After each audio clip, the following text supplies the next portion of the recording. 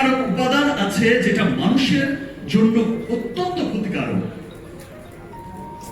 সেই সমস্ত রকম ক্ষতিকারক উপাদান থেকে মুক্তির আরেক নামই হচ্ছে হালাল। আর তাই তো আজ সমগ্র পৃথিবীতে হালাল পণ্যের এত জনপ্রিয়তা।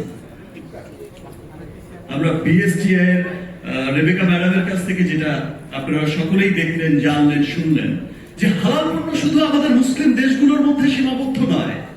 হালাল পণ্য শুধু আমরা মুসলিমরাই ব্যবহার করি না, হালাল পণ্য সমস্ত পৃথিবীতে যত অমুসলিম দেশ আছে, যত জাতি, ধর্ম, বর্ণ নির্বিশেষে সমস্ত মানুষের কাছে এখন জনপ্রিয়, সবচেয়ে জনপ্রিয় পণ্য হচ্ছে হালাল পণ্য।